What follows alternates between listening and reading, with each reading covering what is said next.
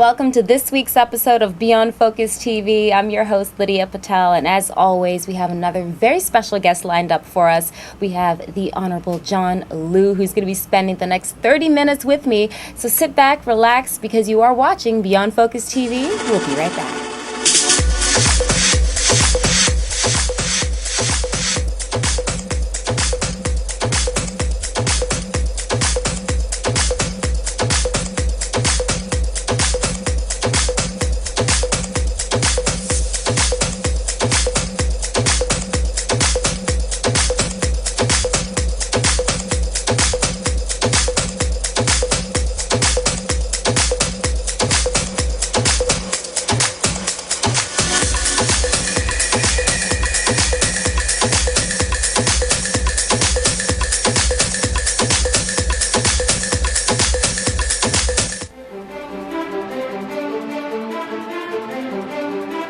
Welcome back. I'm your host, Lydia Patel, and you are watching Beyond Focus TV. And as I promised you in the introduction, I have the Honorable Chun Liu with us, who is actually running for the hot seat for the mayor of New York City for 2014. We have so much stuff coming up, but Chun Liu, welcome to Beyond Focus TV. Great to be with you, Lydia. Thank you. Well, I wanted to first get to let everybody know about you, the person. You know, there's so much that goes on in a race, but we want everybody to get to connect with you. So tell us a little bit about your background and how this all got started for you.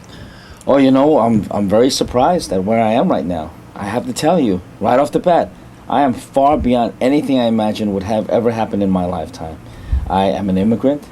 I came here when I was a kid and grew up in the New York City public schools, kindergarten through 12th grade. I went on to college, majored in mathematical physics. Had nothing to do with politics or government whatsoever. And in fact, the bulk of my adult career has been in the private sector. I was a management consultant at a company called PricewaterhouseCoopers. And at some point, after many years of doing that, I decided that I wanted to give something back to this great city that gave me and my family tremendous opportunities to pursue and in many ways achieve the American dream. And so I took a shot for city council. Right. And actually, when I announced that I was running for city council, a lot of people were asking me, why are you running? You can't win. Such a typical question. And I would ask, what do you mean, why can't I win? And people would remind me that, well, at that point, no Asian American had ever been elected to anything in New York City. And so I convinced some people that, look, we could win. We have a strong campaign, a right strategy, and we're on the right side of the issues.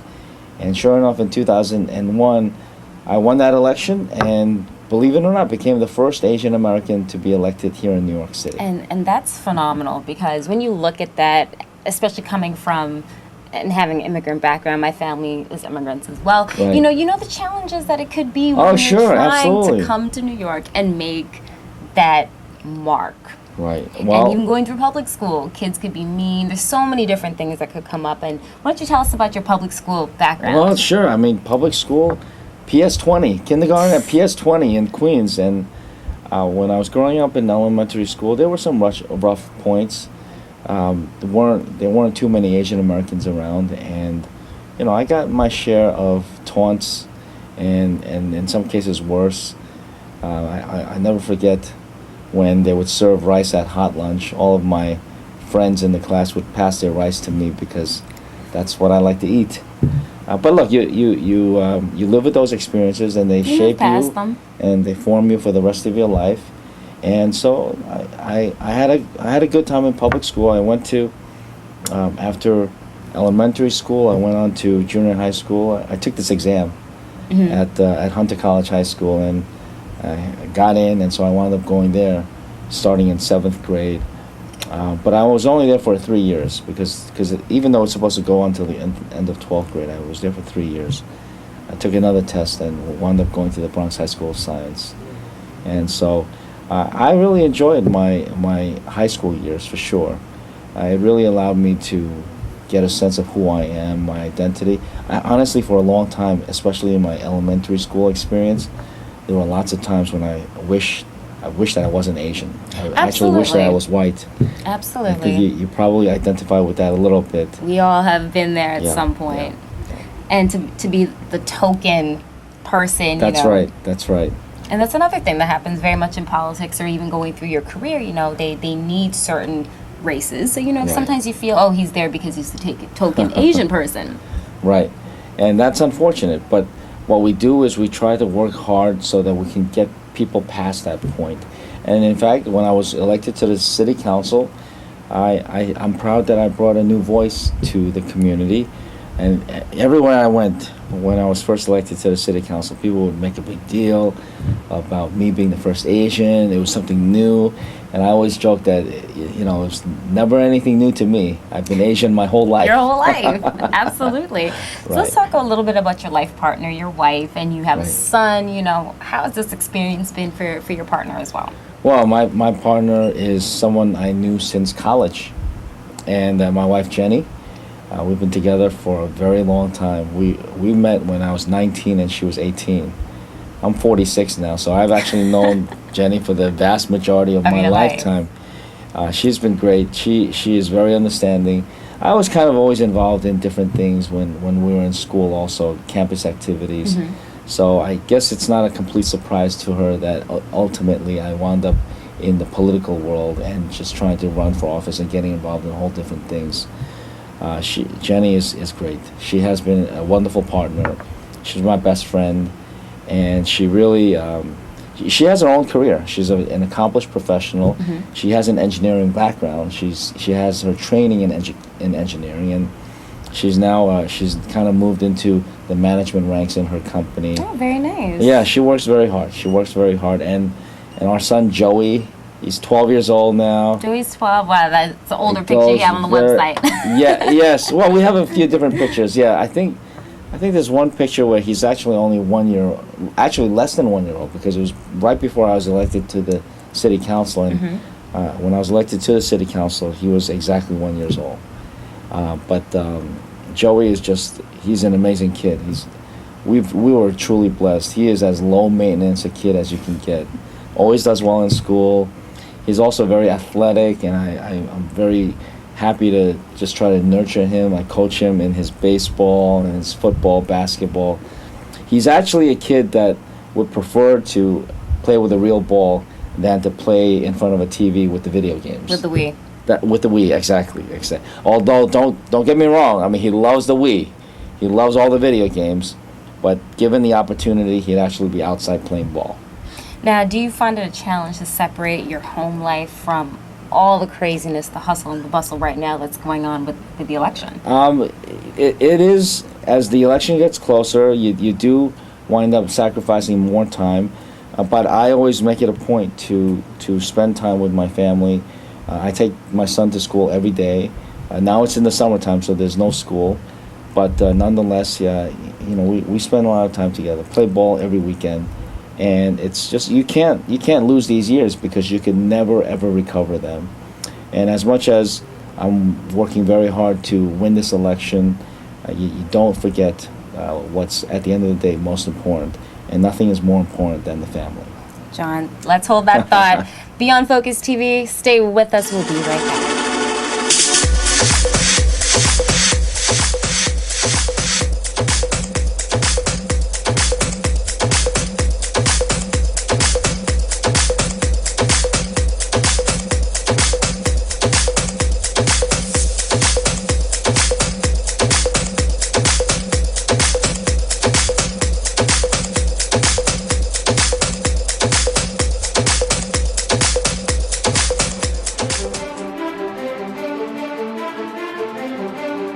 Welcome back. You're watching Beyond Focus TV. I'm Lydia Patel, and as you can see, I've got the Honorable Chun Liu with us. He's giving us an exclusive one-on-one here tonight for Beyond Focus TV. I want to jump right back into it now that we got to know the person, John, not just the politician, but you, the person. I think it's so And I prefer important. not to be called a politician. In fact, for most of my life, I had nothing to do with politics, as I mentioned before. I entered public service because I thought it was a great thing and I wanted to make some changes. And that's exactly what I'm going to get to right now. What are you bringing to the table in this mayoral race? Well, I think I bring a lot. First and foremost, I've been city controller now for 4 years, and as controller, I'm very proud of the work that I've done, saved billions of dollars, especially through our audits. We have recovered money. our contract scrutiny, where we've scrutinized some of these wasteful projects, stop additional money from going into these money pit projects. Couple of examples: City Time, which was a huge fiasco for the city and cost taxpayers huge amounts of money. We were actually able to help recover most of that money. Another system called the 911 emergency call system, huge amounts of wasted money. I'm very proud that because of our auditing and our strict contract scrutiny, we've been able to save, I think, almost $4 billion since I took office as city controller. Also helped create jobs, especially as we accelerated some of our capital construction plans to take advantage of low interest rates today, but more importantly, get the schools built, the roads and bridges fixed, the parks improved, and put people to work at the same time. So it was really a plan that was a winning trifecta for the people of New York City. And of course, one of my responsibilities is investing our pension assets. Yes. I'm very proud of the fact that over the last 4 fiscal years, we've achieved an investment return of over 50% cumulatively, over 50%. And that's an investment record I'm very proud of. So for those of your viewers who might be getting a pension check from the city, their money is in good hands. You heard it officially. It's in good hands. Well, that's always something positive to know about. Yes. And your question was, what do I bring to the table? I think my experience as controller has allowed me to see into every aspect of city government, so that if the people of this great city give me a chance to move across the street from where I am in the municipal building and go over to City Hall and be the next mayor of New York City, I know I will hit the ground running, because I've got the experience in city government. But I also have the experience from the private sector, which I thought was very important, because that kind of real-world fiscal expertise allows us to really apply a better measure for what government should be doing. But I think most importantly, what I bring to the table is something different that none of the other candidates bring. And that is that while every one of my rivals has grown up their lives in politics and government and political offices, and even their families all came from politics. A lot of them, yes. Yes, my family had nothing to do with politics. We were immigrants. My mom and dad just kept working hard every single day. And as I mentioned before, my degree is in the hard sciences. I spent most of my career in the private sector. And, nothing wrong with politics or being from politics, but the fact that I have not grown up in politics, it gives me a very unique, different perspective. Very objective look. Yes, about what government should be doing, can be doing more of, and what government should not be doing. And I think that's the kind of common sense approach that I think I bring to the table more so than anybody else, just because I haven't grown up with this thinking certain things have to be this way or that way, that it's a given, but that in fact we can make a lot of changes, because I don't take anything for granted, and I don't accept anything or any status quo as something that has to continue. Now, speaking of changes, what would you like to see change right now in terms of what's currently going on? We know what's the current situation, but is there anything in particular that you said this would have to be, if you could name maybe your top 5 things that you would say have to change immediately, what would they be? Let's talk about the changes. So can we have another 2 hours? Part 2 of the interview?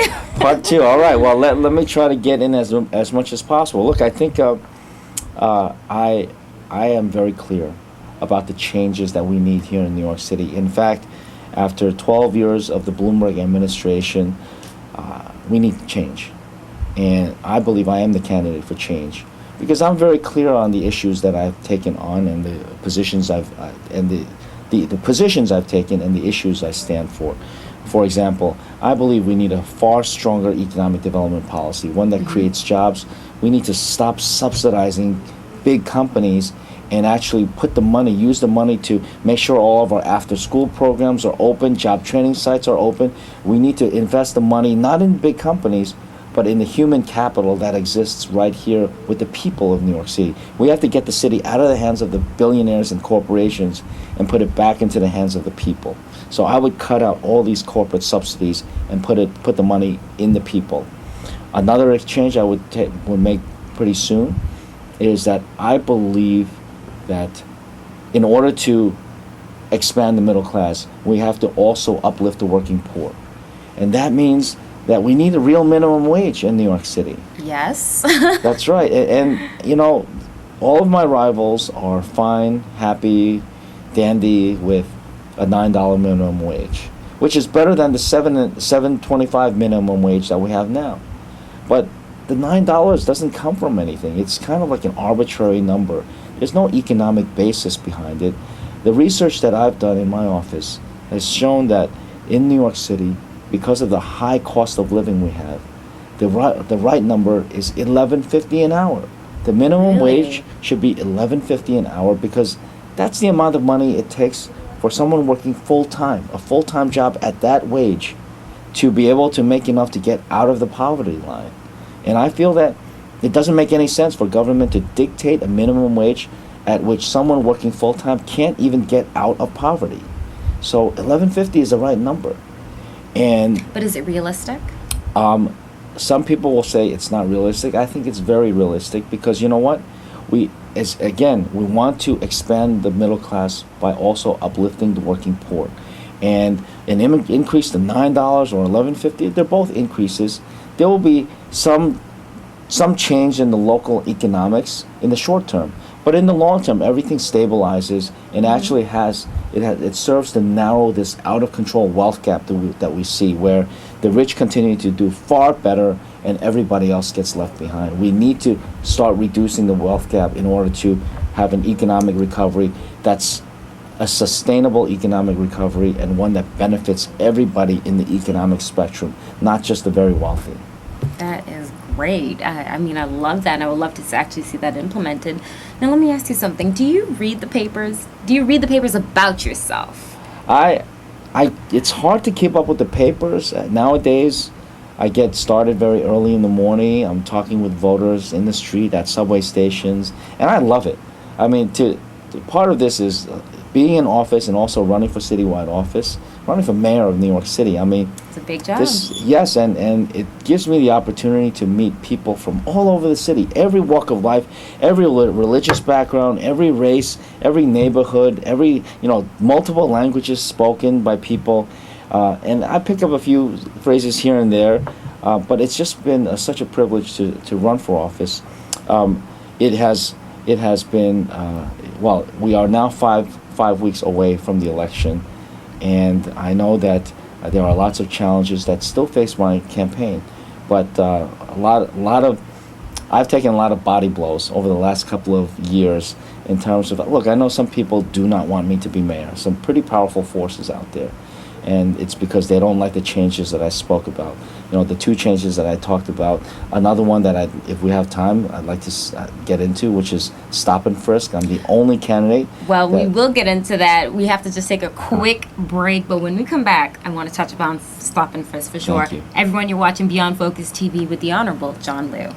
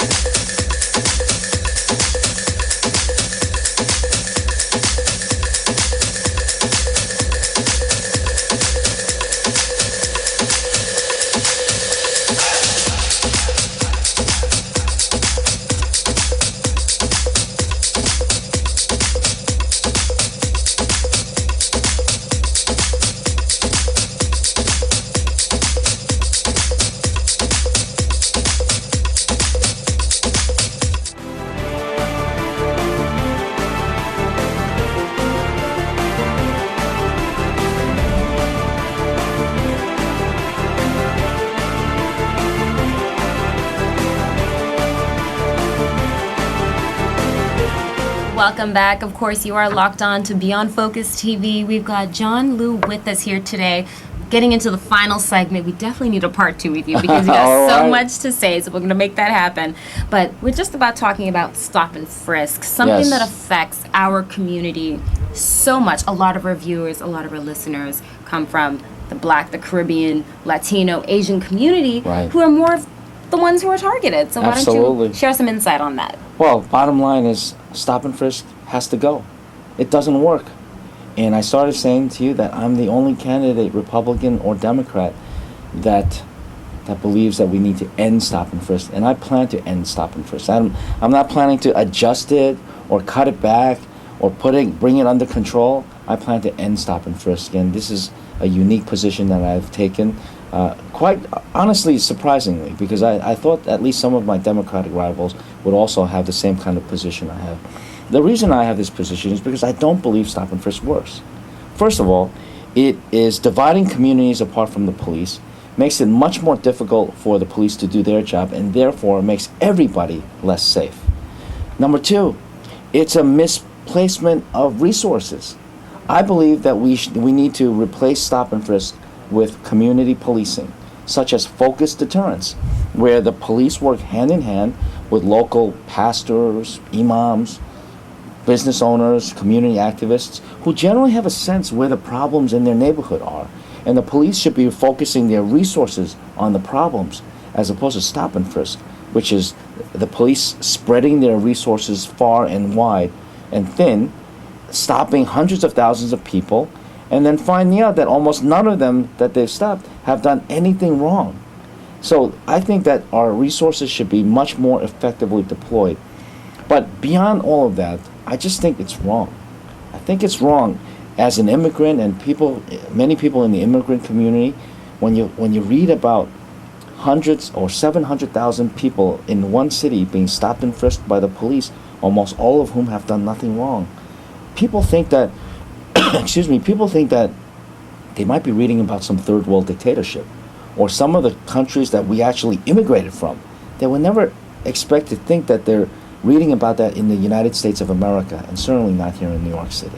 Absolutely. So that's one of the positive things that, if you do get elected, come the primaries, let's give everybody the date. September 10th is a very important date. It is a very important date. Talk about that. Well, September 10th is rapidly approaching, and it's been a real privilege to run for mayor of New York City. As I started saying earlier in our conversation, I ran for city council. People gave me a lot of doubts. I wound up serving in the city council for 8 years. And 4 years ago, I announced that because I had a lot of experience in city government and I had a financial background professionally, I announced 4 years ago that I would run for city controller. And people immediately asked me, "Why are you running? You can't win." Something I heard before. And I asked, "Well, why not?" And people would say, "Well, controller is a very important position. It's a citywide position in a city of 8.4 million people. And maybe the people of this city aren't quite ready for someone like you." People said that to me a lot. Heard that line. I know, right? I know we identify with each other, Lydia. But I didn't pay them much mind. In fact, I went ahead. We put together a strong campaign. I was on the right side of the issues. And at the end of the day, in 2009, the election wasn't even that close. I almost beat the runoff. With 4 candidates, I almost beat the runoff. So we had a very strong campaign and a very strong outcome. And so now it's 2013. Yes. And September 10th, the Democratic primary is just weeks away.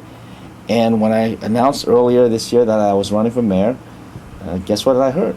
That you're crazy? Why are you running? You can't win. It's deja vu all over again. All over again. And in fact, the last couple of years have been really rough. There's been this long-standing investigation into my campaign fundraising.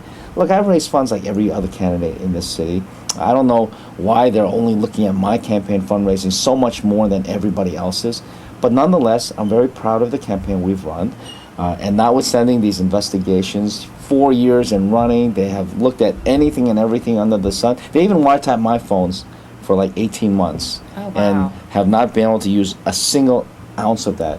So at this point, I'm very proud to present myself to the people of New York City as the most thoroughly investigated candidate in the history of New York City. At least we know we'll get somebody clean, right? Well, you know what? That you will have me, and I also don't take pictures of myself. So that's always a little bonus. That's always a bonus. So we have a few weeks left, and I'm getting the word out, talking about my issues, the changes that we talked about, what we need to see here in New York City to restore the promise that if you come here and you work hard and you dream big and then you work a little harder, you can achieve great success. But a promise that I feel has been somewhat lost in recent years, and I want to restore that promise. I want to fix that promise so that generations more of people who come to New York or native-born New Yorkers can achieve great success, and that they're given a chance to succeed. We just want a level playing field for everybody, and we want the opportunity to do better for ourselves. Not a policy or system where it seems every day the rich and the powerful are doing far better, everybody else being left behind, the middle class disappearing, working men and women just really being dragged backwards. We want an economy and a city that works for everyone, and I do believe I'm the candidate of change. After this administration that's been in there for far too long, we do need a change, and I hope that the people of this great city will give me this shot. Well, it's been such an amazing half-hour special. Before I let you go, John, where can we get some more information on you for those watching at home? Go to my website, johnliu2013.com, JOHNLIU 2013.com. All sorts of information there. I hope people can sign up as a volunteer. If you want to send me a message, there's a button you can click on to send me a quick note, and we'll certainly get back to you as quickly as possible. John, it's been a wonderful conversation. We would love to have you back right after the primaries, maybe get some more information on you. Wonderful. But it's the 2013 election. It is Beyond Focus TV. I'm your host, Lydia Patel. Hope you enjoyed the segment here with the Honorable John Liu. We'll see you next time. Enjoy your evening.